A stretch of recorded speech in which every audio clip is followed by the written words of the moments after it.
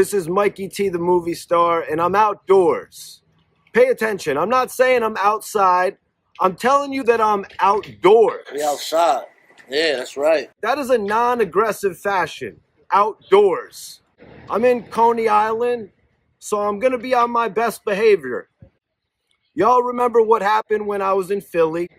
I'm not up in Nathan's trying to get a hot dog here. I got the invite. That's We're right. here with Coney Soprano. Thanks. Because guess what? HBO doesn't make that show no more. So I said if HBO doesn't make that show no more, I'm going to go make a movie. So I'm here with Gorilla Nems, and I'm here with a man that's got like 1 billion views. We're going to show you how to conduct a proper interview. What's going on, Nems? I appreciate the chance to speak with you today. Enjoying life. Be in front of the Fuck Your Life store with Coney Island, and we having a good time. One of the only rappers that smiles and jokes. You know what I'm saying? That's what life is about, man. What happened in Philly, though, man? Oh, you know, I went out to Philly. I didn't watch the thing. I seen a little clip of him choking you out. Well, I mean, he ran up on me. He was trying to smack me, right? So he just... It was an interview with him? Nah, it wasn't an interview with him. I was just getting done with some work, so I went to go get a Philly cheesesteak. I went out to Max's. I did notice where it was, though, Max's. And I do go to Philly a lot, and I know Max's is the worst spot you can go for a cheesesteak if somebody's looking for you from Philly. But it's also the best spot if you want the best. You want the best Philly cheesesteak. And I wasn't doing that to disrespect A.R. Rap's brother, Leak Moss. Yeah. You know, it's just something that I really do on a regular basis. It was like 11 o'clock in the morning, so honestly, I shouldn't have been out there. Who gets... You already had beef with him? Yeah, we had kind of had beef. Why? He started going at it with Dark Low, and I took Dark Low's side. Like, what are you doing? Leak Moss went after Dark Low? Yes. Oh, yeah. Yo, and he came out there, and he wanted to smack me. So I was like, yo, it's not going down like that. I should have really realistically just talked it out with him that day, but maybe I was being a little aggressive. Okay. Is Coney Island just like every other hood? Tell me, Nems, what is it really like living in Coney Island? Coney Island is kind of different. Coney Island is world famous. Everybody knows of Coney Island. And when you think of Coney Island, you think of like the rides. You know, these rides is like, this is like the first amusement park ever. Like in the 1900s, this shit was like Disney. Also, this is like where the mob is from. Like back in the days, this is where Al Capone got his face cut. You know, that's why he got the name Scarface, because he caught $1.50 out here. Lucky Luciano over here, big mob murders. You know, there's like a famous picture where the mobster's holding the ace of spades in his hand, dead. That was right up the block from here. So, you know, everybody knows of Coney Island, but they don't know that the ride is Stillwell Avenue right there. That's where the train is. So the ride is this way. The neighborhood is this way, which is 3 avenues, 21 blocks. Is it mostly row housing, or is it a lot of project housing? Nothing but projects. The row houses is not like Atlantic City. But I guess back in the day they had row housing, but there's none of that no more. It's all projects. Every block is a different project out here. There's like 10 to 20 different projects out here on every block. So I want you to tell me a little bit about your early life growing up in Coney Island before moving to Staten Island. So Coney Island, I've been here since birth in O'Dwyer Projects, O'Dwyer Gardens houses. That's at the end of Coney Island. Like I said, Coney Island's 3 avenues, 21 blocks. So, you know, growing up out here was like royalty because my family was heavy in the streets. And around 13, my mother actually saved up enough or you know, did a thing and bought a house. And we moved to Staten Island right when I was getting into high school, like the end of 8th grade, going into 9th grade. And I went to high school for like a year or two over there, and I got like a superintendent suspension. I couldn't go to any New York public high school. So I had to go to my grandparents in the Poconos, and that's where I started writing raps. And then I came back to Staten Island when I dropped out of high school, and then my mother lost the house. So probably from 13 to 18, we were in Staten Island, and 18 moved back to Coney Island, and I just stayed here till recently. Not recently, a couple years ago. How did you know that you didn't want a normal life working a job? I don't know. That shit was just instilled in me from early. Like I knew that that's not the type of life I wanted to live. I always was into wrestling when I was a kid. I don't really watch wrestling no more. But I knew I either wanted to be a rapper or a wrestler for some reason when I was a kid. And my mother was always gone. I was the only child. I have a huge family. My cousins are like my brothers. But I would just be home alone, fucking making mixtapes, fucking rapping in the mirror. You know what I'm saying? So it just wound up being rap. It gets a little bit more controversial than that. Early on you got kicked out of school for, was it setting a fire? Or setting a fire, absolutely. I was talking to a girl, and I fucking just lit a piece of like paper on the wall, and just talking, or just fucking around, flicking my light, and the whole shit went up. Not the school, just the paper, and they gave me a superintendent suspension for arson. And I couldn't go to, like I said, I couldn't go to no New York public high school for a whole year. So my moms ain't had money to put me in private school, so she sent me to the Poconos, which was one of the best things. Everything happens for a reason. So was it prior to the school fire that you actually got into a fight with your principal, or was it your dean? Nah, that was after, when I came back. When I came back, I punched one of the teachers in the face. Might have been the dean, I don't know. I don't remember at this point. I did a lot of drugs in between them. But I definitely punched the teacher in the face, and then they was just like, all right, but you're done. And that's when I dropped out of school. Yep, so you eventually come back to Coney Island. Like, how did it feel coming home and pimping out your old apartment? And I mean pimping like Pimp My Ride exhibit. Yeah. Nah, I came back to the crib. My mother had given up the apartment. Project apartments, you don't just give up. So she left it with my uncle. So when I moved back in with him, like I said, my family was heavy in the streets. So I would see people come to the door. My uncle was serving them, At the time, my mom's was going in and out of rehab. So I was basically had on the own to fend for myself out here. And, I just started running the streets like any average 18-year-old would. And I was on my own, making my own money, selling ecstasy, selling weed, whatever I could to get by. And then I started taking mad ecstasy back then. And that's when I had my first deal with Def Jam.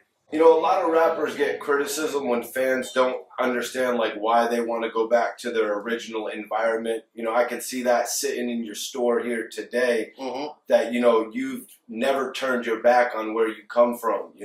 Can you explain to me why you think it's important to give back to your community? Well, really, like, I didn't choose to come back after Staten Island. Like, I would have loved to stay in Staten Island and live the suburb life. You know what I'm saying? But my mother lost the house. She relapsed. She was a drug addict. She got clean for a long time, and then she relapsed. So she lost the house, and we was back over here. So it wasn't like it was a choice, like, yo, I'm going back to the hood. It was like, yeah, damn, we going back to the hood. And I just always knew that there wasn't no rappers that came out of here.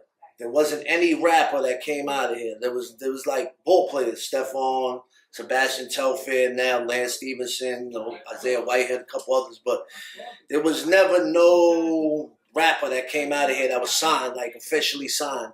So I always knew that there was, Bed-Stuy got Biggie, Jay-Z, East New York, Uncle Murder. Every neighborhood in Brooklyn had a rapper that was signed and was in the game officially. And I knew Coney Island didn't have that. So I always was like, yo, this is a world famous neighborhood over here. I gotta put on for this neighborhood, you know what I'm saying? Like, Big ain't even shout us out in Brooklyn's finest. That shit got me tight. You the only neighborhood in Brooklyn that ain't get shouted out.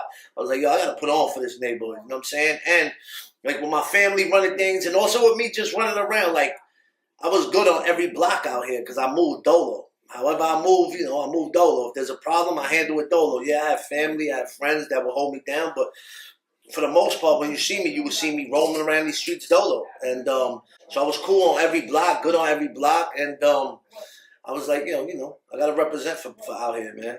So what was your first opportunity when it came to getting into music?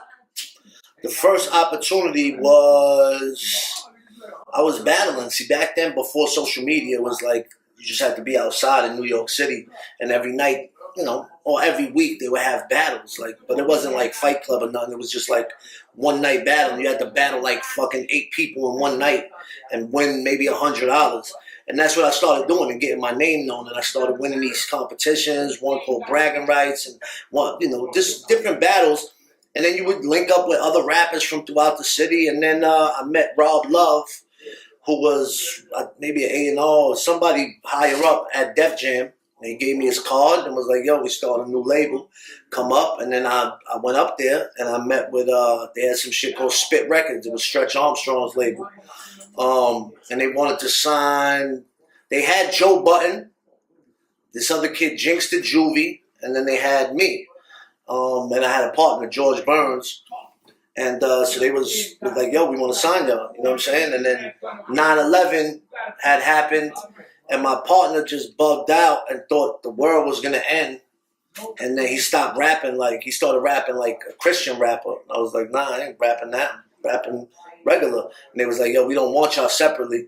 We want y'all together as a group. And then they just stopped. We fucked up that opportunity. And then it was a while. Then I started doing the Fight Club. So the Def Jam shit was really like my first step in the game. And then once that fell through, I was like, all right, back to this battle shit. I was never really a battle rapper. I used the bars from songs I would do and just battle people with it. And I would just beat them. You know what I'm saying? And then I became the all-time champ at Fight Club. Yeah, that's crazy. So the deal with Def Jam was actually a duo deal? Like a group. Nems and George Burns. That was the group name. Facts. That's what's up, man. So let's talk about Fight Club, where you said, you were known as the all-time champ. Mm-hmm. I've got a few battles that I want to talk about, but are there any artists that you remember that you faced, that are hitting you off the top of the head you want to talk about? I remember my 20th win was against, his name was Rain Man at the time, but his name is R.J. Payne. R.J. Payne is incredible. He's nice. He's ill. And at the time, he was just as ill. You know what I'm saying? He was my 20th win. I remember that. I remember jumping on top of the pool table and being like, yo, it's my 20th win. You motherfuckers in here don't even got double digits wins over here. And I'm on my 20th. Nobody in here can fuck with me. And, yeah, but I don't remember a lot of the battles. I was on heavy drugs when I was doing the Fight Club. I was on the run. I did a robbery out here. And I had gotten caught, bailed out, and then I just was like, nah, I ain't turning myself back in. I'm not going to my next court date. So I stayed on the run for 4 years. And in that 4 years is when I started doing the Fight Club shit, getting heavy into drugs, all types of shit. I mean, I didn't smoke crack. I didn't shoot needles, but everything else I was doing. You know what I'm saying? Xanax, fucking sniffing, man, coke, dope, all types of shit.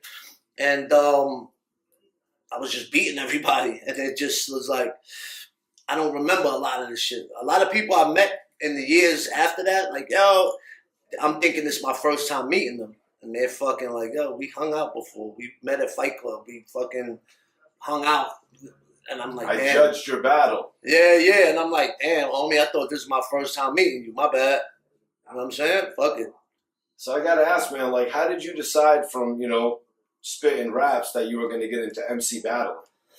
I knew that battling was an easier way. So when I went to the Poconos, how I started writing raps out there is the kids in that school were battling each other. But I didn't know anybody. I was from New York, and I just went to school out there. Every weekend, I would take the bus and come home to my mother's crib in Staten Island.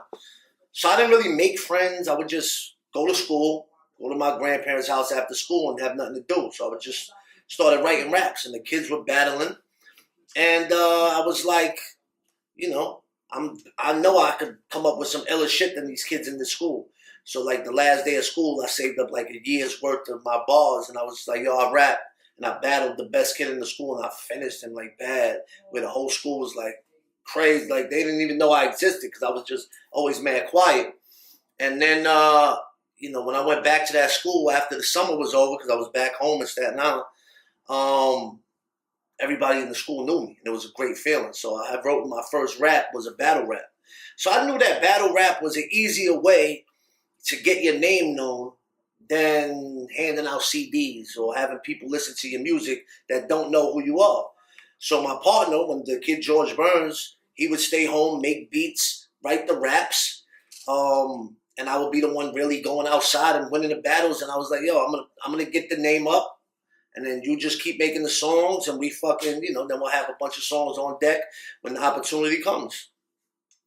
Damn, the Def Jam deal ultimately didn't work out, though, because your two styles kind of drifted apart. Now we stayed cool for a while. We stayed cool for a minute, and but he always was on some bug out shit. That was, like he started rapping for Christian rap, and then he came back after we already fucked up the Def Jam shit, and then he always was on some bug out shit. I don't know. The kid was a fucking weirdo. The George Burns guy. Then he moved to Florida, had kids, and we just drifted apart. I stayed putting in the work, and I guess he just stayed not.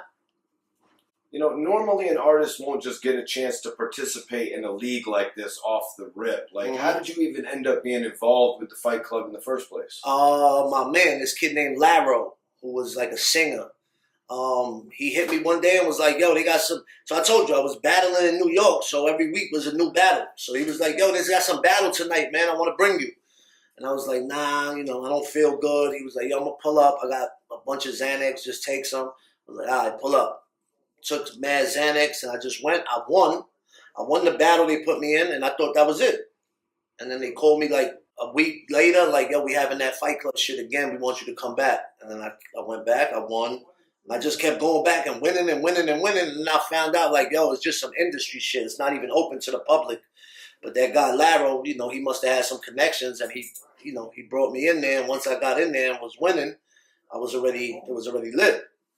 Yeah, man. Fight Club was a little too real for MTV, so they put it on MTV2. Yep. You know what I mean? I know a couple of acts who were on the show, you know what I mean? The joint hit television, and they launched their careers. Can you tell me about showing up to that whole Fight Club event? Were you around different acts like Remy, Sirius? You were obviously around Math. So the Remy battle, when she battled Lady Luck, I was supposed to battle Lady Luck, not her, that night.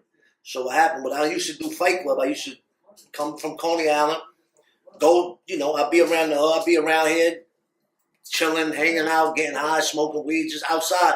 And I would tell people, yo, I'm going to battle. Y'all want to roll? So whoever would want to roll with me, we would go. Sometimes we would go 2 deep. Sometimes we would go 20 deep. You know what I'm saying? Whoever wanted to roll would just roll with me. And then we would go in there. We would take the train or take a cab or get a ride, whatever it was. And I would battle. And I would bet on myself, or the peoples I was with would bet on me, or whatever the case. And once I won and won the money, we was like, all right, we out. We don't give a fuck about watching any of the other battles. I don't care about these people. You know what I'm saying? So what happened was, I was the all-time champ at this time. I probably had like 9, 10 wins. I don't know. And Lady Luck, they wanted me to battle Lady Luck. And somebody was like, yo, I got 10 racks on Nems versus Lady Luck. But I had already won my money and left that night. And Remy just happened to be there and was like, nah, I got you. You know what I'm saying? And that's how that happened. But I was originally supposed to battle Lady Luck from what I heard, from what people told me. And but nah, Fight Club, the whole shit was, it was in a little, it wasn't a little studio. It was like a studio maybe the size of this store, maybe a little bigger.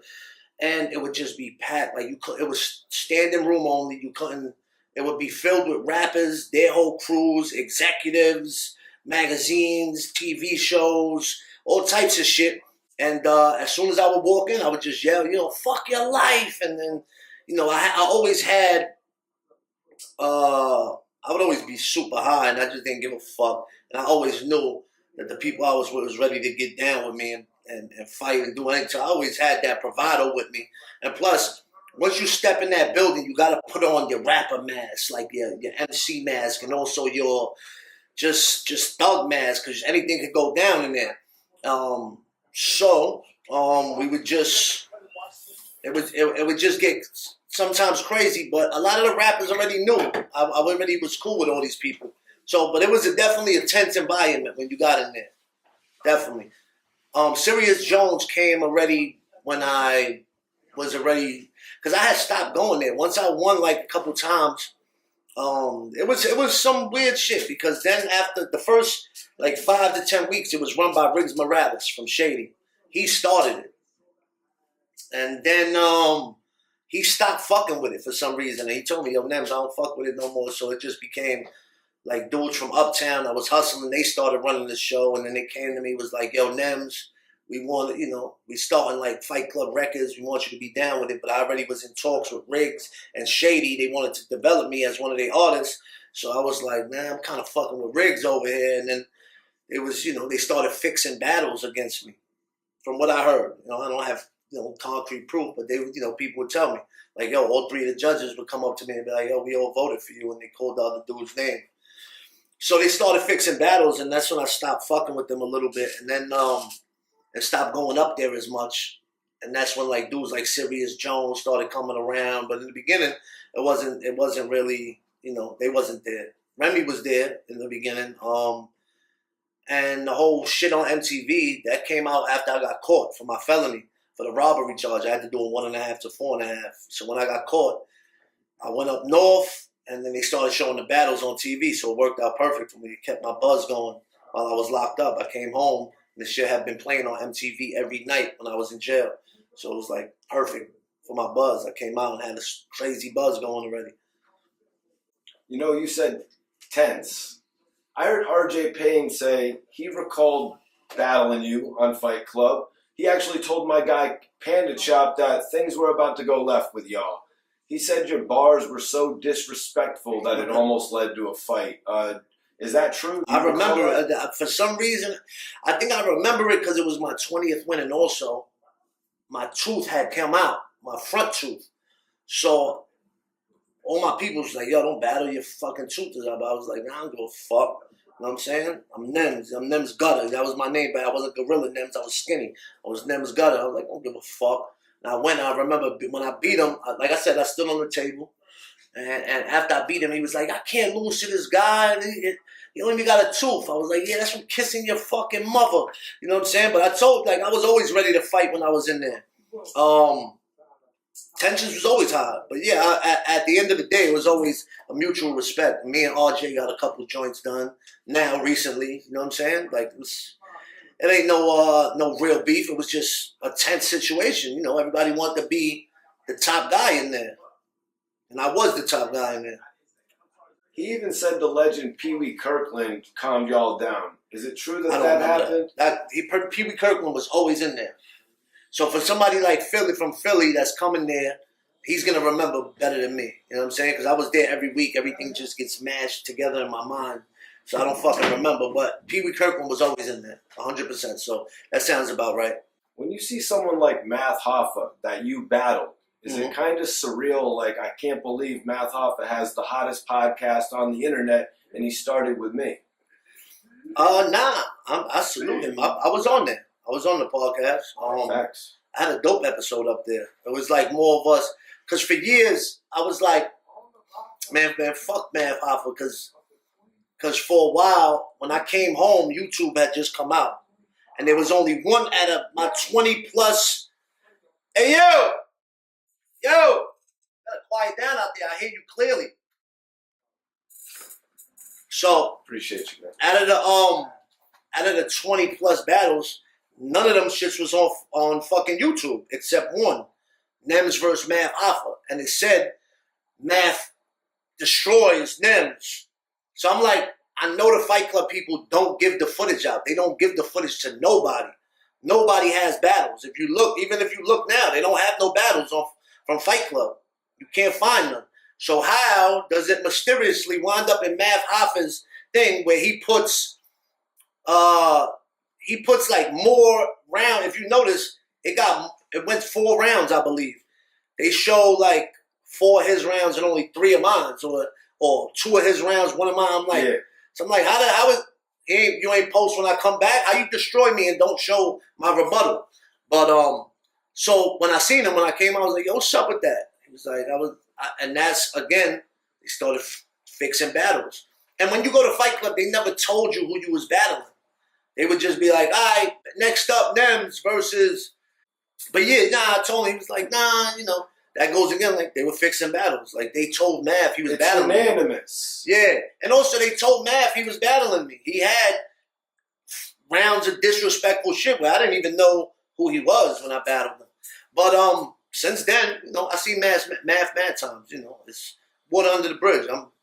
He got the dopest podcast, and he got the most successful right now. But the dopest podcast is outside with Gorilla Nems, because we really be outside in Coney Island.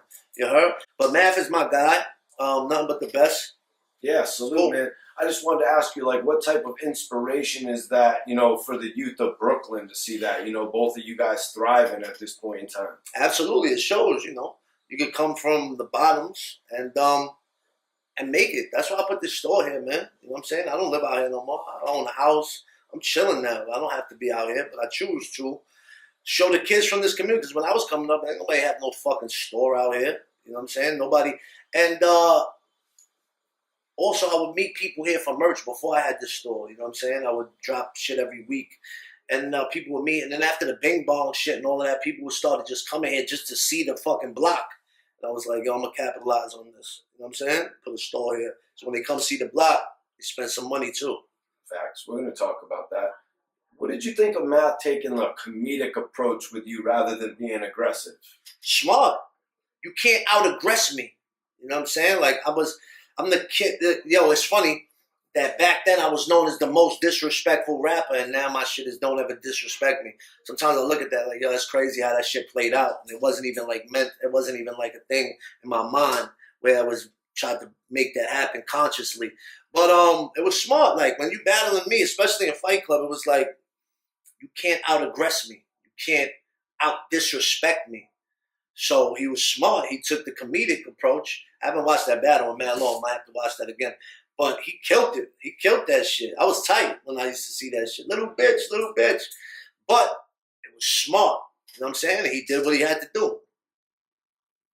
Were you thinking back then that one bad battle could ruin your career, or were you just thinking, I want to battle the nicest dudes out?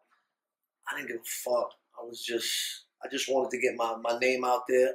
And a lot of times, good, bad, it don't matter. You know what I'm saying? Like, I think I have like maybe 3-4 losses in Fight Club, and those losses taught me more than the actual wins. Because when I win, it's just like, all right, I was supposed to win.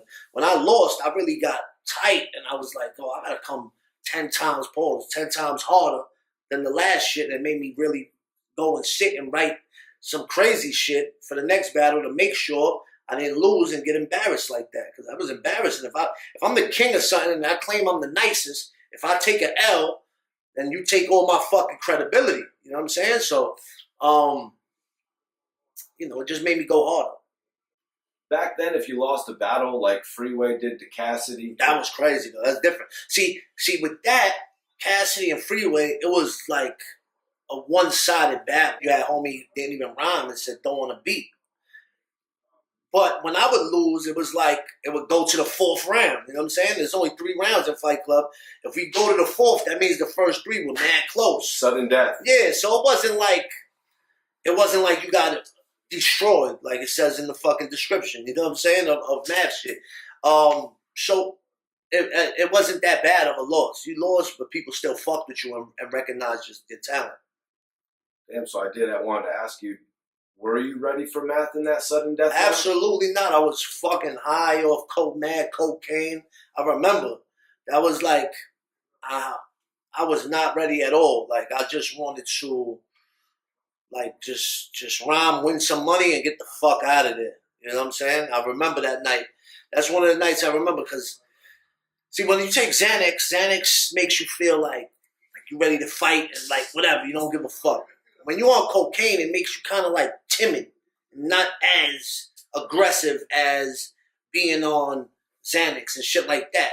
So I remember that night when I battled, I had like an 8-ball. I was just taking sniffs in between, like, and then when they call my name, I can't take a bump in front of everybody. So I wanted more, but I couldn't. I was just like more timid, and I just wanted to get the battle over with. You know what I'm saying? It is what it is. Cassidy caught a lot of criticism for saying I'm 5,000-0. With the battles that you've seen from him, do you agree with Cassidy on that? I never really, besides the Freeway shit, I never really seen a Cassidy battle. I know he got the new shits. I think I seen a battle with him recently. He did Goods. I think he lost. Goods, Arsenal, Hitman Holler. Yeah, he lost. The one I seen, he lost. He was like spitting like he sounded like old, like dated. In my opinion. But Cassidy, you can never take nothing away from Cassidy. Cassidy's nice. But definitely not 5,000. There's nobody that's 5,000-0. When you really battle and you outside like doing that, Nobody's 5,000 though. You're always gonna meet your match somewhere. It might not be it might be not be filmed, but you're gonna meet your match somewhere. You just said it. It's embarrassing to lose. Like, why do you have no problem acknowledging that you've lost? Because I'm winning at life. You know what I'm saying? Like, and when you win and you're successful, something like that don't bother you. You know what I'm saying? That made me who I am. That made me the person I am today. If I didn't go through shit like that, I wouldn't necessarily be the person I am today, man. You learn a lot off of a loss. A loss makes you realize that you're not superhuman. You're not fucking, and there's a strength and vulnerability. Everybody in the fucking world takes a loss. Everybody. Everybody in this room, everybody in this neighborhood, everybody in the fucking world takes a loss. Ain't nothing wrong with a loss. But when you're younger, when you're 18, 19, a loss is the end of the world. Especially when I'm battling Fight Club. And when you look back, you realize, like, that shit wasn't nothing. That shit made me way stronger. I'm glad I took that L. Straight like that. You've battled people who have battled Eminem. Tell us about the battle with Marv 1. That's one battle. If it wasn't filmed, I wouldn't have remembered that all. I met Alchemist that night, and years later, I met Alchemist again and was like, yo, what up? Nice to meet you. I'm a big fan. He's like, bro, we was hanging out in Detroit. I judged your battle. I was like, oh, shit, my bad. Razzcast was there that night, too. Same thing with Razzcast. And these is like my favorite. Alchemist, one of my favorite producers. Razzcast, one of my favorite rappers, who I'm honored to call peer now. Both of them guys. But again, I remember we went up to Fight Club. So Proof, and this is when D12 is fucking platinum, on top of the world. I'm on the phone with Proof, Bizarre, on a daily basis, just kicking it like we homeboys for hours, talking about rap, talking about life. They were the coolest guys, man. Especially, like, this is still my man, Bizarre. Proof, amazing person. When you were with him, it was like, yo, he got you. You know what I'm saying? So they was like, yo, we're throwing a Fight Club in Detroit. We want you to come battle. And I was like, no problem. I'm there. And then I guess the Fight Club guys from out here started catching wind of it. And one night, International P called me and was like, yo, we don't want you to go over there. But I already had booked the van to drive over there, had my peoples ready. And I think they was like, yo, come over here to the Fight Club in New York. We'll give you $1,000 to not go. I rented the van, went, picked up the $1,000, and I left right to Detroit. So I'm in the back of this fucking church van. All my peoples is in the chairs. I'm in the back where the luggage goes, sniffing coke, popping Xanax, sniffing coke for 8 hours. We get to the fucking Detroit. I lay in the bed, and I'm out cold for 4 days. Right? I don't remember nothing about the trip. I just remember them waking me up, saying, yo, you got a battle. Like, kind of like Weekend at Bernie's, fucking bringing me in the van to the battle. I don't know how I was standing. I don't remember nothing about that battle. I just remember fucking seeing it. Like, I don't even remember this happening. And then, and that's one of my, most popular battles. But Marv 1, I've been to Detroit mad times after that. Marv 1 is my guy, Quest McCody, the whole D12. They were really holding us down. Like, they looked at Bizarre like a joke rapper and stuff like that. Bizarre and his peoples had mad guns with us wherever we went. Like, we were well protected in Detroit. You know what I'm saying? We was on 7 Mile, 6 Mile. We was all over the place, and they was holding us down out there. And it was, the times I do remember, it's nothing but great things. We fucking singing R&B. This video of me, Proof, and my crew fucking singing fucking R&B in the middle of like 7 Mile or some shit like that. Proof was the man. Bizarre was the man. It was always love, and I always had a good time. But yeah, Marv 1, my guy. But yeah, I don't remember shit about that battle that night. I just thought it was crazy that Proof is there hosting the battle. Facts. Like, that's classic. Bizarre right there beside him. How was Proof as a battle rap host?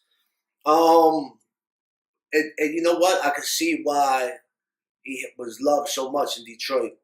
Because it was like, he was respected and maybe even feared a little, but it wasn't, he was also loved. It was like he had all three of those things. He was loved, feared, and respected. You know what I'm saying? And but the love overpowered most of the shit. When you were with Proof, it was like you were golden. And that's why when I look back, and I was locked up when he passed, man, and I'm mad because they told me, it was like, yo, my peoples was like, yo, we going to the funeral, and I wasn't able to fucking go. And it was heartbreaking. But proof, you could see why he was so revered when you hung around him, especially in Detroit, because he was that guy. He was that guy. Everybody loved him. So did you end up on 8 Mile? And is it crazy like that on 8 Mile? Yeah, absolutely. It's really like that out there. I don't know if it was 8 Mile, because out there it's like they got 8 Mile, 6 Mile, 7 Mile, 5 Mile, whatever the fuck. So, we was definitely outside. I know we was definitely on 7 Mile. I don't know if we went to like Eminem's trail. We didn't do none of that. But it's definitely crazy out there. And it's definitely and this is before they had bankruptcy. You know what I'm saying? Like later on, like in the 2000s, the Detroit went bankrupt and then mad deserted houses. This is before that. And it was super like dangerous out there. Like, I'm from New York. I could tell when something's dangerous. I know when I'm somewhere I'm not supposed to be. And I was everywhere I wasn't supposed to be in Detroit. But we were with D12 at the height of D12. And they held us down like bodyguards. You know what I'm saying? We were golden out there. And it was dope to see a part of the country that is dangerous. And it's dangerous, but you're good in. It's pretty dope. It's like you guys right now in Coney Island. These fucking guys are golden with me. We're on Mermaid right exactly. now. We're on 16th and Mermaid. 16th and Mermaid. Facts. But I noticed that you could see, what was it? You could see 16th and 19th and 17th. Where's 18th? There's no 18th. There is no 18th in Mermaid. There's like 3 blocks in Coney Island they don't have. So it starts from like 15th.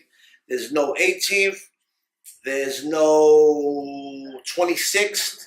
And there's no 34th. It goes from 15th Street to 37th Street. And there's no those 3 blocks. I don't know why. No, it's dope to be out here on Mermaid. Man. Yeah. I really appreciate you having us out. It's dope. So can you tell me about the situation with Eminem and Shady Records? So I was dealing with Riggs from the Fight Club. But he was like, yo, Nems, we fuck with you. Like, I love your style. I love your, everything. And then he would start bringing me up to Shady. I would go up there on a regular basis. I knew everybody. The fucking front desk girl was hot. I forgot her name. But I would go up there, fuck with her, and just hang out. They had some ill shit. It was like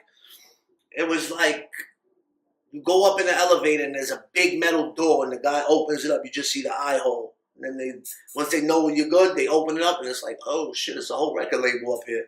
So I would go up there and Riggs was like, yo, Nems, I've been playing music. Then when I came home from jail, Riggs was like, I played him my new album that I made, President's Day, that I put out. And he was like, all right, now you're where I want you to be musically. He's like, we want to start developing you as an artist. But then I started fucking up again with the drugs, going in and out of jail again, but like little skid bids. And then they just stopped returning my calls. Like I went from an asset to a liability. And they just was like, yo, we love your music, but like, yo, you're fucking up out here, And that's when I was like, damn, I had my opportunity for a second time now with Def Jam and now with, with Shady, and I had just fucked up. And then that's when I started being homeless out here in Coney Island. I started sleeping on the lifeguard chairs on the beach. Not in the summertime neither. In the wintertime, sleeping in staircases in the projects, like a real bum. Getting high every day. Like I just became like a homeless fucking drug addict. And then I was just like, that went on for a little minute. And then when the Shady shit crashed, I just had like a moment of, I don't know, I went on a run for like 3 weeks, man, where I didn't sleep, I didn't fucking shower, I didn't do nothing except get high. You know what I'm saying? I looked crazy. I was like 170 pounds. I'm 6'4", so 170, I'm mad skinny. And I just had like an out-of-body experience, so like a moment of clarity where I saw myself from the outside looking in, and I was like, yo, you could keep going how you're going, you're going to be dead real soon. Or you're going to be in jail the rest of your life. Or you can stop everything right now and live your dreams. The next day, I don't know. The next day, I went to my mother's house in Staten Island because she had gotten clean again. She moved to Staten Island. I was like, yo, Mom, let me sleep on your couch. And my mother wasn't fucking with me. She told me, yo, I wish you would just die already so I could stop worrying about you. Because it was that bad. She let me, I guess she seen that I was serious. She let me stay there. I stayed there for like couple months, and I just stopped everything. And from that point on, never touched another drug. I don't drink. Probably been like 15 years now. Nothing. I don't smoke weed. Last thing I got is this fucking vape shit. But other than that, shit just started taking off. Within 10 months, I put out the album President's Day independently with Necro, went on tour, started touring Europe, and then everything just picked up. And then, you know. Yeah, man, I got to commend you on that as well. You know what I mean? Getting your life together like that. It's amazing. Now, I got to bring you back to go into the Shady Records building. Mm-hmm. What was that like? Was it studios or was it more like Nah, it wasn't cubicles? those. It was cubicles. It was fucking. So the guy will open that fucking big metal door with the eye hole. You walk in, and it's like a reception area. So they got the shorty at the desk, and then right from this side, like just like my store, you can see outside the window, but you're on like the 4th, 5th floor, and their store was like on Broadway, right by Canal Street. I think it was 80 Broadway. You know what I'm saying? It really was like 80 seconds from World Trade Center. Not 80 seconds. If you're driving, maybe like a minute, 2 minutes, 5 minutes, 10 minutes, who knows? But it was close to the World Trade Center. So that line when he said Shady Records seconds. was 80 seconds away. It really was right next to the towers. Not 80 seconds though, but close. And then you go in, they have the waiting room, and then, you know, Riggs would come out, get you, bring you to his little office. It was more like big cubicles, but Riggs' office had the diamond 50 Cent plaque, Get Rich or Die Trying, you know, and then they had other shit. They had a listening room, but they ain't really had no studios that I knew of. What time period was this? Was this after the Obi Trice Cheers album? This is before Obi Trice Cheers. This is like, before when I was doing Fight Club, it was like 04, 05, and then I was locked up the whole 06. I came home in the beginning of 07. And then, yeah, like, so from like 04 to 07. Yep. Now, what is a developmental deal? Was that meaning they wanted to develop you as an artist? Yes. So that means, in my opinion, or how I look at it, is like, they not signing you immediately to a record deal. They're not going to give you a record. You have no track record of putting out music. You know, this is before iTunes. This is like still CD days. They want to start developing you, giving you beats, fucking bringing you, you know, maybe if there's a big tour, putting you on the tour, starting, you know, sign you to that like, you know, if you put out a song and it pops, then we have the option to sign you right there before anybody else. And that was it. You know what I'm saying? So that's how I took it as. Did you get word or did you get any recognition that Eminem had heard your music? Nah, so what happened, Riggs told me how the structure works. So Riggs told me, I like it, then I play it for Paul. And then if Paul likes it, he plays it for M. And then if M likes it, then boom, you sign. So I think one time I went up there and I had spray paint or a big marker, and I wrote on the door of Shady Records, of their building, like on the thing, yo, Nems, fuck your life, because I was a graffiti artist too, you know what I'm saying? And Paul now, because I'm signed to Paul now, Paul's my guy, fucking told me, he was like, yo, I banned you from the building once I seen that. He was like, you wasn't allowed back up in Shady after you did that. I was like, damn, I didn't even know that.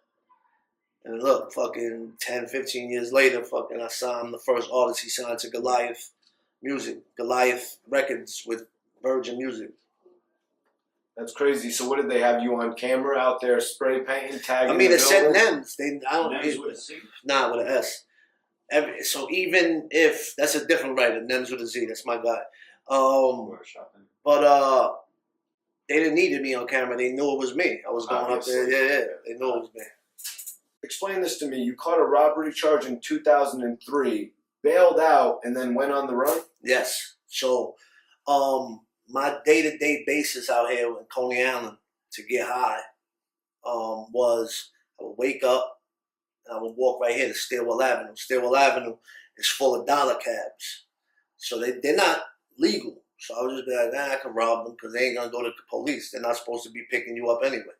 So I have them take me there. I would be like, all right, take me to 35th and Surf. That's like the end of the neighborhood, right? It's desolate over there. It's where the beach is. It's one last project over there, the coconut buildings. And I would just be like, take me over there. Don't pick nobody up. I'll give you $5 when we get over there. So they used to just take me there thinking they're going to, make a quick buck. then when we would get there, I would just rob them. Most of the time, I didn't have nothing on me. I would just either they would give it up, or I would just beat them up until they gave it up. Some days some guys got a couple thousand on them. Sometimes guys got $25 on them. You know what I'm saying? This particular one, the guy had like $50 on him, so I beat him up. So I'm like, they can't tell. They all immigrants. They don't even got their green cards. They're not going to tell police. This guy told the police. So when I was walking after I robbed him, and he pointed at me, I ran, and the police caught up with me later that day because I didn't change my clothes like an idiot. And then I got caught. It was a robbery charge. It was a strong arm robbery. It was a felony, and the judge, put me in. They gave me bail, and my girlfriend bailed me out. And I just was like, I'm not going. I know I'm gonna have to do time. Like I know I'm gonna have to do time when I go into that. And I just was running the streets. I wasn't even really hiding. I just was on the streets. Like I was thugging it out here. Like sometimes I would stay at my girl's house. The warmer squad would come to my mom's house, and I wasn't there. Sometimes I'd be at my mom's house. They would come to my girl's house. And it was just by chance that they wasn't catching me. It wasn't like I was hiding out. I was in the same neighborhood, and I was doing the Fight Club. It was coming out of magazines, everything. Like so, I just was like on some. And then they finally caught up with me, and the judge remembered exactly. It was like it was written down. They didn't see me in 4 years, and was like, "Yo, didn't I tell you if you come in front of me again and you wasn't doing the right thing, I would make sure you do every bit of time I could do for you." You know what I'm saying? And she was like, 1.5 to 4.5 years. I was like, that was the most hopeless feeling because I'm thinking, no, there was a chance I could get out. I don't know. But I was thinking maybe I was getting out. That bitch said 1.5 to it was like the most hopeless feeling. You got your girl, your moms, your people's in the court for you. It's just like they can't do nothing for you. Because I had stayed out of trouble so long, she dropped it to a non-violent. And when you get non-violent, anything under 9 years, you're eligible for the called shock. So it's like in the 50 Cent movie, it's like it's you in jail, but it's like a boot camp. You got to wake up and if you complete this boot camp, it's a 6-month program, but they don't tell you. I stayed 6 months in Rikers, then you go up north for like 2 months in the receptions, and then you hit the program. So I wound up doing like a year and change altogether. But I was like, yo, I gotta complete the program because if I don't, I'm gonna have to wind up doing like 4 years. And plus, all the time, I'm walking through the yard of the reception, Ulster County and shit like that. And they're like, yo, we just seen you on TV at the Fight Club shit. Battle me. I'm battling people in the yard, doing all types of shit. But I know my buzz is getting up, so I'm like, yo, let me complete this. I did my best, and I completed that shit. So I wound up only doing like a year and change. And then I came home. That shock program ain't no jokes.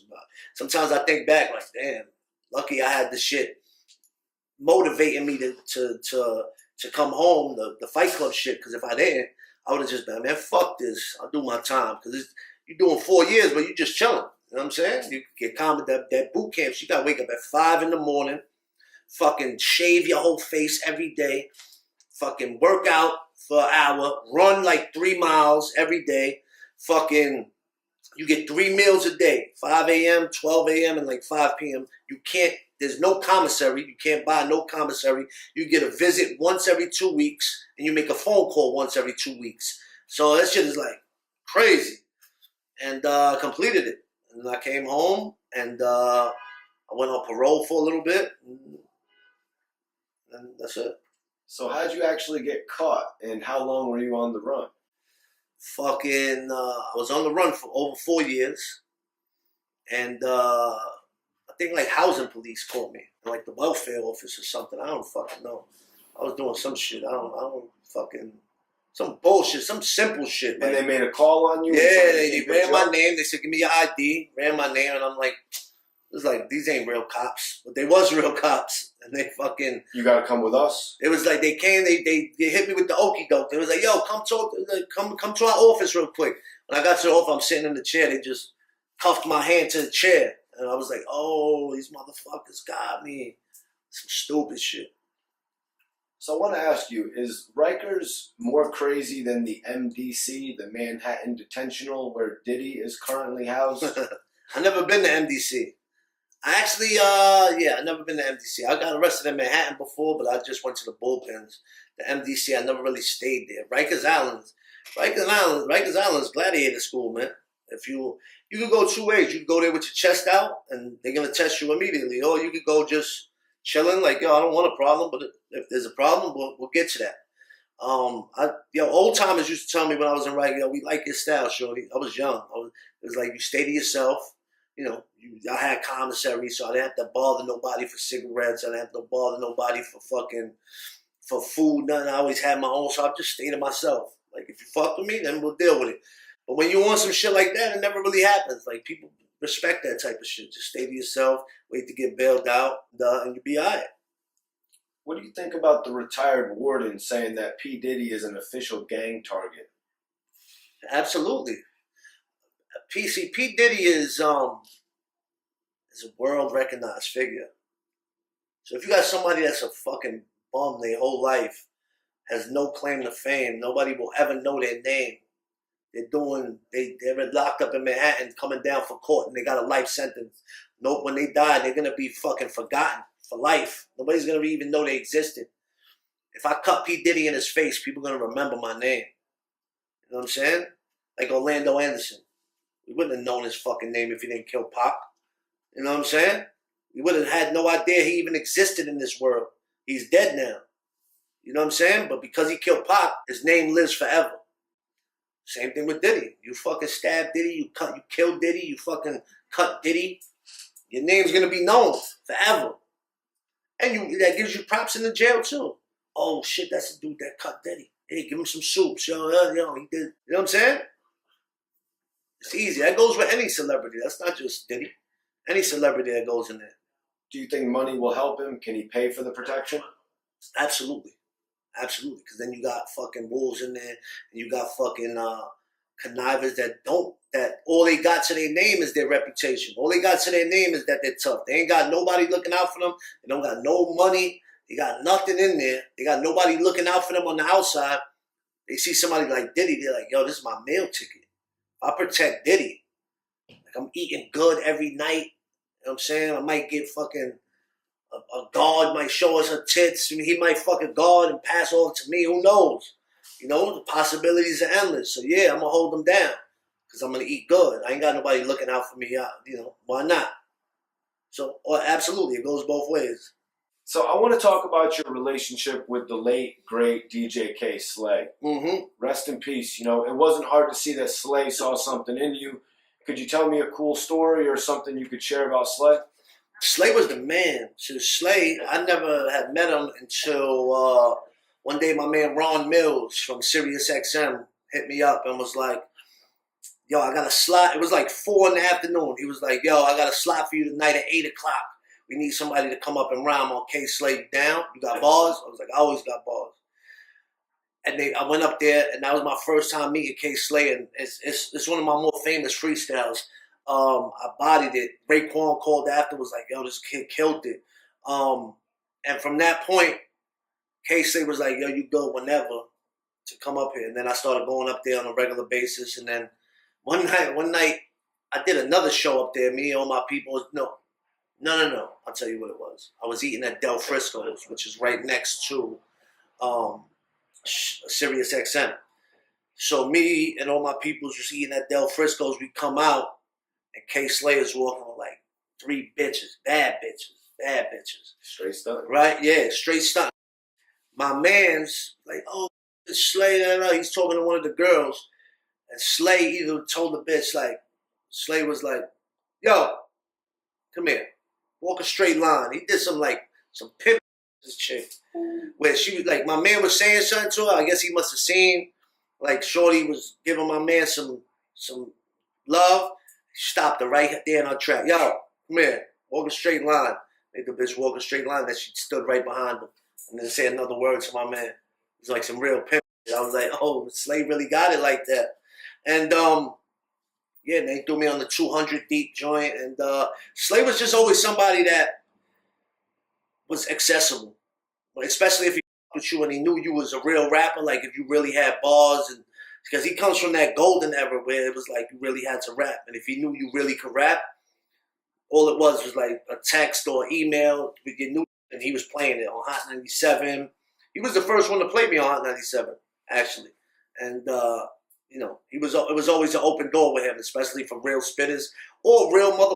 Even if you couldn't rap, but you was a real dude in the streets and you rapped, he would play it too. You know what I'm saying? He was an open door, man. Slay was a good person, somebody very necessary for the culture, and he's very sadly missed. So I want you to tell me about your merch. First of all, the slogan, FYL. Mm-hmm. It stands for Fuck Your Life. Yup. Well, we started when all of us was rapping, like, and we was just like, yo, what we gonna call ourselves? And we already was saying like, yo, go to the store, go get me a Dutch, man. Fuck your life. Something happened, we don't like, yo, fuck your life. And then we was like, yo, what we gonna call ourselves? I was like, fuck your life. We the fuck your lifers. You know what I'm saying? So I always knew. Once I started making T-shirts back early. As soon as I started rapping, I was like, I know people will wear a shirt that says "fuck your life." You know, even if they don't like me, they just would buy a shirt that just says "fuck your life" on it. And it was true. I would make shirts and they would sell out. And I always knew that it was immediate. So that, you know, I wasn't a rapper that was gonna be like, I'm gonna put Nems on my shirt. Nah, just put "fuck your life." Even if you don't like me, you might still buy a shirt. And then 2016, I started working sanitation. In like 2013, there was a city job, and I was like, I can't, you know, hustle. I already was clean for a couple years. I was like, I can't hustle. I gotta be, you know, do the right thing. But the sanitation shit ain't making the money I thought it was, and you know, you have to work your way up to top pay. And 2016, I was like, I'm gonna rap, I'm gonna do freestyles on the gram, do some features, but I'm gonna just chill. I'm not gonna put out no album, I'm gonna just focus on making dope merch, like quality shit that I would wear, shit that I would want to wear. You know what I'm saying? Like good quality shit. And I started dropping like limited shit, where every week I would drop a new piece, and then once I dropped it, once it sold out, not even my mother could get it. So you build a demand. And then I started going hood to hood. Just that would be my thing. I would be like trapping. Like instead of selling drugs, I would sell T-shirts. Somebody from the Bronx would hit me and be like, "Yo, I want to buy 5 shirts." All right, bet. Or yo, I want a shirt. Where you at? Queens. I'm not coming to Queens for one shirt. If you buy fucking 5 shirts, 3 hats, I'll definitely come through. And they call your man. All right, I'll take it. Go to Queens. Go all over. You know what I'm saying? And then during the pandemic, we made the website, fyl.nyc, which is still going to this day. And that shit made like 6 figures fucking within like the first 90 days. And I was like, oh, we got some, especially with the stimulus checks and everything. But during the pandemic, I was outside meeting people too. I didn't stay inside at all during the pandemic. I was outside meeting people right over here with gloves on. Here's the new merch that just dropped. And then this store was a bullshit like phone store over here.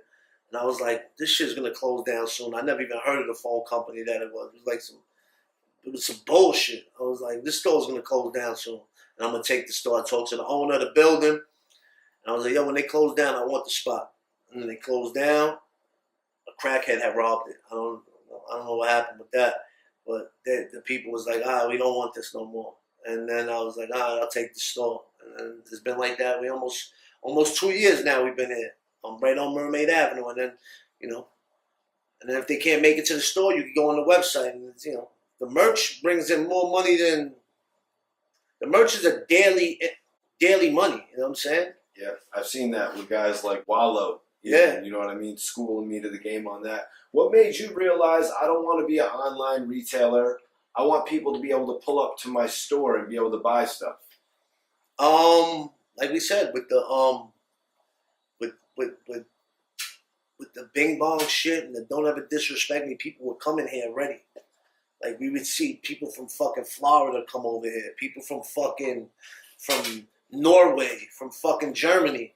You know, they'd be like, yo, open your trunk. I would open my trunk. I used to have a store in the back of my pickup. So, you know, just transferred it to a brick and mortar, man. That's success. When did you see the popularity of Bing Bong take effect? Like, can you explain that whole thing to me? Absolutely. So we started doing these fucking. Well, really, it came from before I had the store. Every weekend, I would drop new merch. So I would get the merch from my fucking embroiderer every Friday. So Saturday mornings, I would line up all the new merch that was available in my living room, in my house. And I would just show people, like, yo, this is what's for sale this weekend. I'm doing drops all weekend. Bang, check this. Bang, bang. New shit. Bang, bang. And then one day I was just feeling fucking funny. And I was like, bing, bang, check this. Bing, bang, bing, bang, bing, bang. And then people kept saying it. Then we kept saying it in the hood for a minute.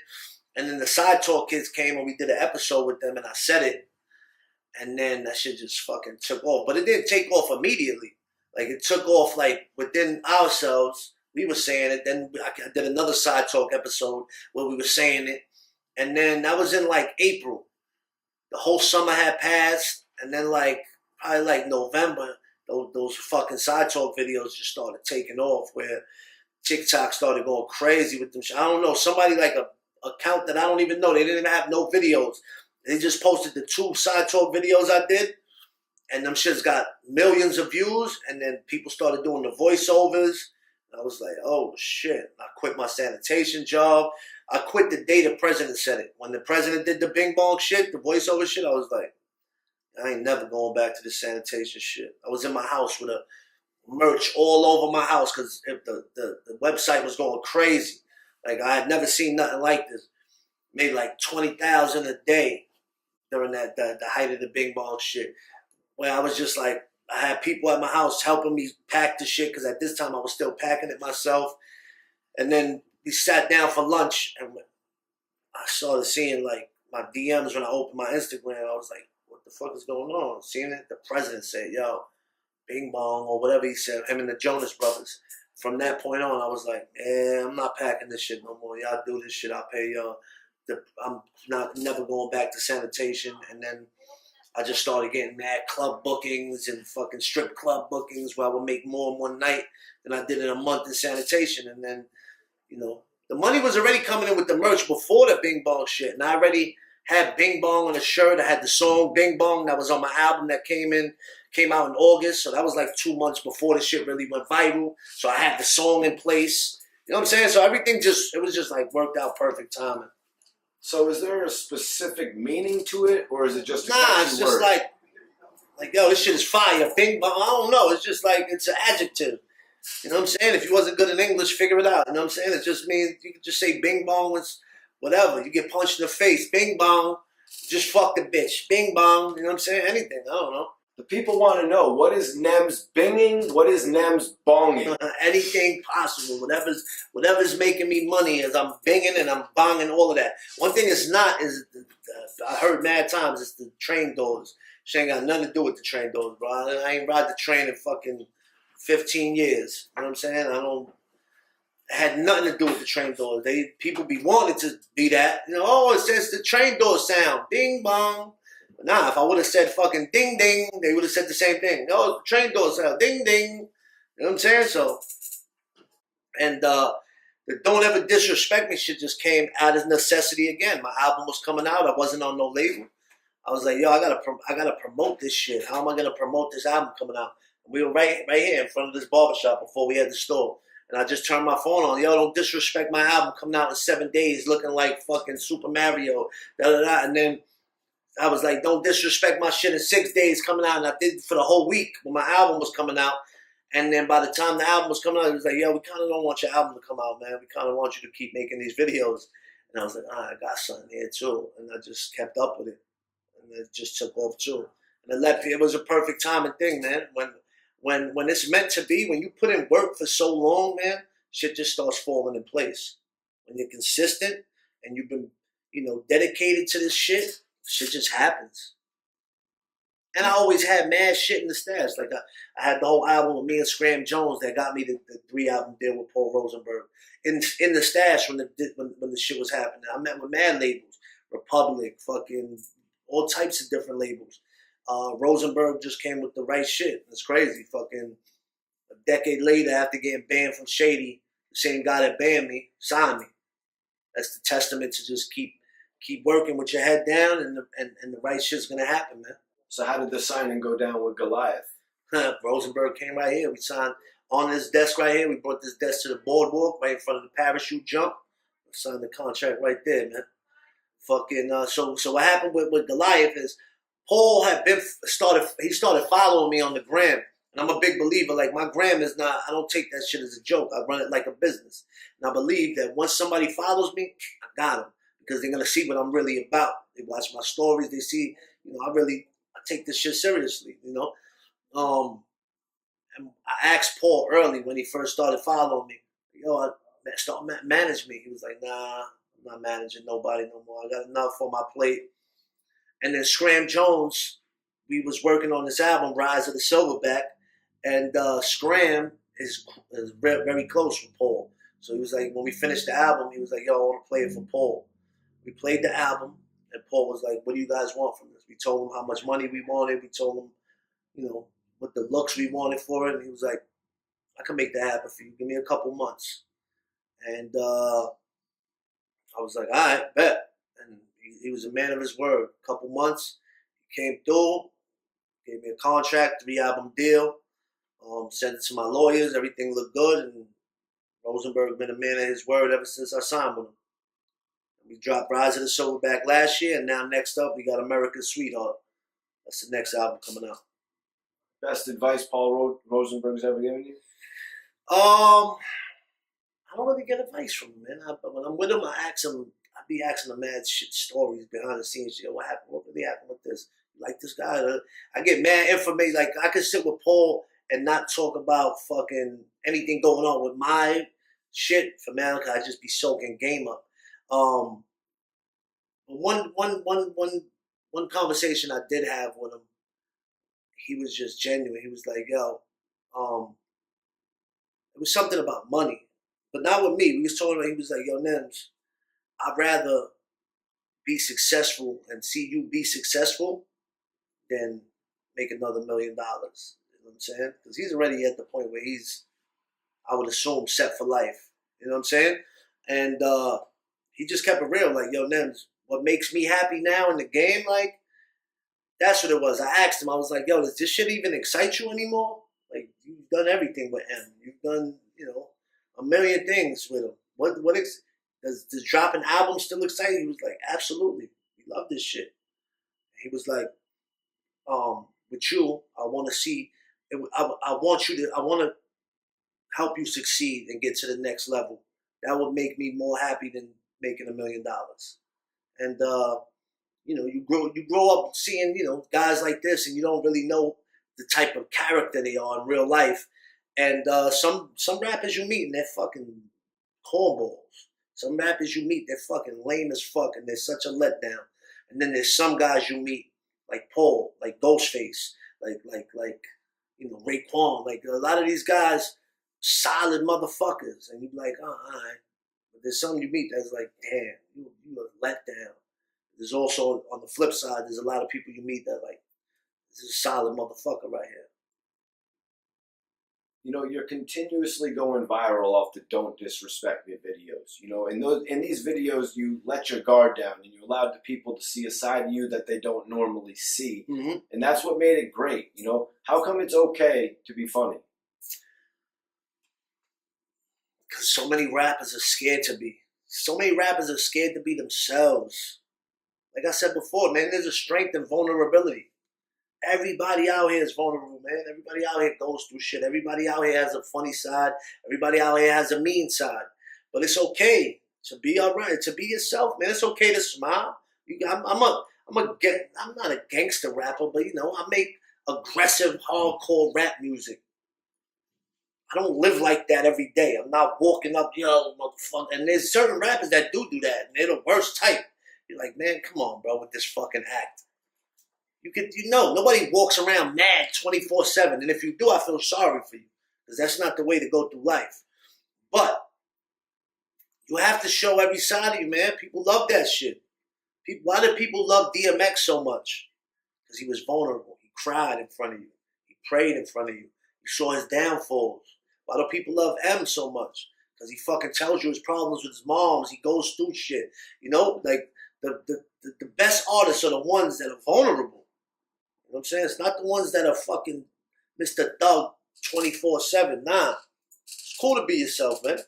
Nobody else like you. Be yourself, man. Fuck that. If they don't like it, see, that's one side of me being homeless and going through it and being an addict and being. I seen like when I was at that level, everybody treated me like shit. When I come now, there's nothing nobody could do to me that was worse than those days. So if I show you I'm myself, if I show you I'm funny, and I show you if I'm vulnerable, there's nothing you could say that was worse that people were saying about me that was actually true back then. You know what I'm saying? This shit is a piece of cake now. All right, so I'm going to ask you, as a New Yorker, Dipset or G Unit? And that includes everything. Drip, music, and impact on the culture. Shit. I thought you was going to say the Locks. Dipset or G Unit? See, Dipset's reign was way longer than G Unit, I feel. G Unit had a 2-3 year run, but it was mostly 50. You know what I'm saying? Of course, it was Lloyd Banks. You know, Yayo's my guy. Yayo, you know, the Yayo was like 50's man. Banks was like the bar guy, but Dipset was like a different era, man. Dipset was a different movement because what they did with fashion. G Unit didn't really do with fashion. Like they came out with their own shit. Yeah, I had G Unit shirts, all of that shit. But Dipset made you want to dress like them. They weren't selling you Maury. They wasn't selling you fucking the rock star fucking shit. You just wanted to dress like them. You know what I'm saying? And that's always come from Harlem, that type of swag. So in terms of that, and their music they got so many classics. Both G Unit, but I would have to say Dipset. Now, if it was a versus, I don't know neither. But if you're just asking Dipset or G Unit, who had as a New Yorker more effect on New York, it has to be Dipset. You know, you had a record with Dave East. New York is Killing Me. And Uncle Murder. Yep. And that joint had some dope bars on it where Dave East like literally shouted out all the groups, you know, from New York. Like, you know what I mean? Real Locks, Baby. So, shout out the Rough Riders, Terror Squad, Diplomats. I wanted to ask you, who are your top 5 groups to ever come out of New York? LOX, Dipset, G Unit, Terror Squad. Terror Squad, especially me being a young Puerto Rican, Terror Squad was everything to us back then, man. Because there was no Puerto Ricans, and they was respected. They really like gave it up. You know what I'm saying? So definitely Locks. I mean, I guess you could put the Rough Riders in with the Locks, Dipset, G Unit, Terror Squad, and of course the Wu. The Wu is forever. Wu might be number 1, man. Yeah. Is that all 5 boroughs? Let me see. Wu-Tang, Staten Island, Terror Squad, the Bronx, Manhattan is Dipset, Queens. Damn, we missing Brooklyn. Yeah, Brooklyn. Damn, we missing Brooklyn. Brooklyn never had a crew really. Man, I'm sure they did. I'm sure it's fucking up in my mind, but that's crazy. We got all 4 boroughs in Yonkers, and I left out my own borough. That's crazy. Shout out to NYB, Junior Mafia. Yeah. All right, but also, so while I got you here, man, top 5 rappers overall. Big Pun was always my favorite. Big Pun, Ghostface, Sticky Fingers. Sticky Fingers was up there. Cameron back in the day too. Cameron had his shit. Big L, Big Pun. It changes with the days. Prodigy. I can't just combine it. To the different day, I might say a different person. But as far as people who influenced me, Big Pun, Big L. Big Pun because he was just ill. Everything he did, everything he spit was ill. Big L because every bar was a punchline. He didn't waste no bars or nothing. Sticky Fingers because his bars was crazy and they hit and he said some off the rail shit. Prodigy in his prime was kind of unfuckable. From Infamous to Murder Music, that Prodigy right there was like top notch. Keep It Thorough, all of that. Ghostface, just his style, the way he attacks the track. You know what I'm saying? Ghostface, splash some fast on the hype verse, my Glock verse. You know what I'm saying? Like, and Ghostface is one of my, people I fuck with the most in this industry, so I gotta throw Ghostface in there. Supreme Clientele is one of my favorite albums, top 3 albums of all time. Nems, man, I really appreciate you taking the opportunity, giving me the opportunity, I should say, to come speak with you today, man. You're doing great things in the industry, and I wish you more success because I know you're striving to it, man, every single day. Absolutely. Tried to catch me out there. See, you can't catch me talking shit about people. Fuck your life. Fuck everybody's life. Fuck everybody. Fuck your life. It's Gorilla Nems. I'm live with Mikey T. You heard? Don't ever disrespect me.